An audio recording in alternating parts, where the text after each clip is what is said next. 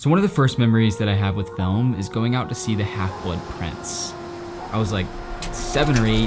My parents and sister and I went out at like midnight to see the first showing, and I remember how dark it was. Compared to the 5 previous Harry Potter movies I had seen before, this one was not just thematically, but visually very dark and gritty. If you map that feeling, it looks like this.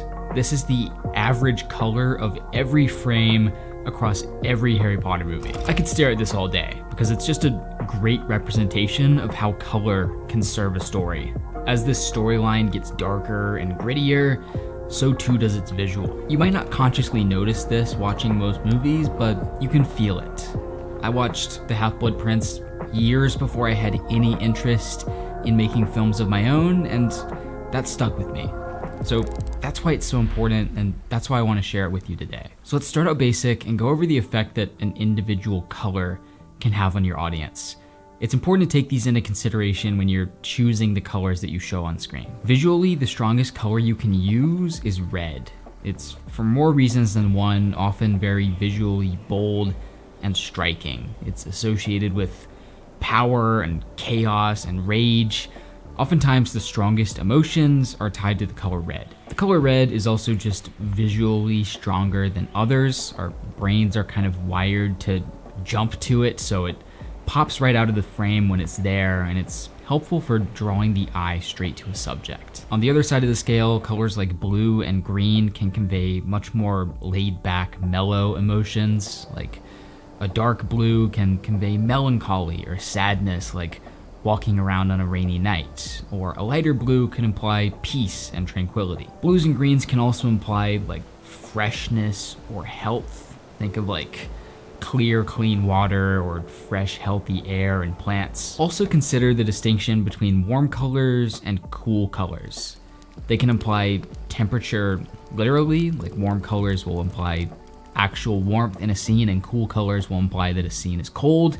But they can also imply temperature and warmth in a more abstract sense, like using warm colors in a scene will imply safety and comfort. Other colors are used as more of a creative statement and have more niche meanings, like yellow is usually associated with joyfulness and innocence, but also insanity. Think like Kill Bill. The color purple on screen can be associated with wealth, magic, royalty, the list goes on. And beyond the choices of colors, it's also important to consider the saturation of those colors. How vivid are they in this scene? Very saturated colors can often imply like fantasy or excess. So if a scene takes place in a mystical fantasy world or a rich socialite's party, then you'll probably see those vivid, striking, saturated colors being used. And on the flip side, desaturated colors can imply like a gritty reality. You'll see them used a lot in dystopian movies or darker dramas. And please keep in mind, these are not objective rules at all. You should take them with a heaping spoonful of salt and apply them to the context of a specific project. All right, so we've talked about individual colors, but that's only step one. It's incredibly important to also consider how those colors interact with each other and how they fit within the overall color palette of a scene. So let's go over some color schemes. If you're using a monochromatic color scheme, then the scene is depicted using only one color. And you usually don't see this much in your day-to-day life. So most of the time, if you see it in a movie, it's being used for some kind of stylistic effect. Moving a little closer to reality, we have an analogous color scheme, which is made using similar colors. So you could have a warm color scheme made up of like reds, yellows, and oranges, or a cool color scheme with purples, blues, and greens. Probably the one you'll see most frequently is like yellow, green, and greenish blue. Those colors are not all the same like a monochromatic color scheme, but they all hang out pretty close to each other. So it's not the most visually striking color palette. It can be a little more mellow and laid back. And if you keep pulling those colors apart, then you end up with a complementary color scheme. So this has colors that directly contrast each other. If you were to look at them on a color wheel, they're on opposite ends, like green and red or orange and blue. These create a lot of visual contrast in the scene and will help to draw the viewer's eye right to the subject of the shot. Think of like a red jacket in a green forest or an orange light in a dusky blue setting. It's also why you see that teal and orange look so frequently.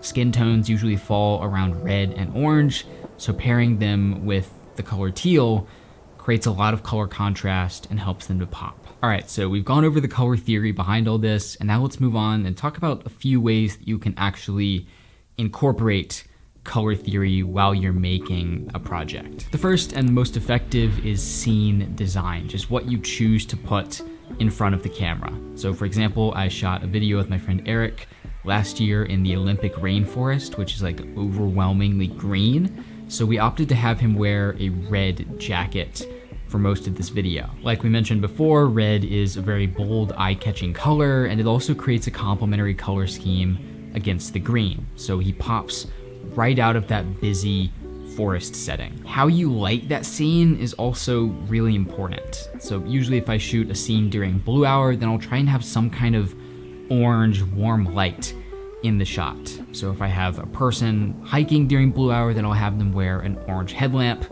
and that'll pop right out of those blue surroundings by creating, again, a complementary color scheme. Here's another example where we put a little orange light inside of this cabin to mimic a fire. That, again, creates a complementary color scheme since we're shooting at blue hour and just helps draw the eye to that subject. And finally, grading. You have much less influence here than you do when you're actually shooting, but it's still an important part of the process for dialing in the look of a project. For example, I'll usually pull my greens a little closer to blue. That way it creates some more color contrast against the skin tones in the scene.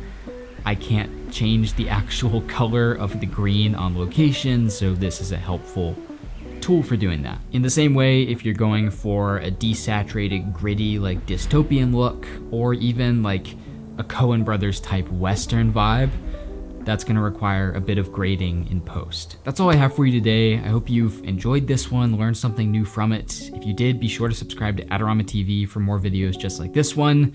This is like the 9th, I think, video that we've done in this series of like filmmaking basics type videos. There are plenty more to check out. We've done like composition basics, lighting basics. So give some of those a look, and I will see you in the next one.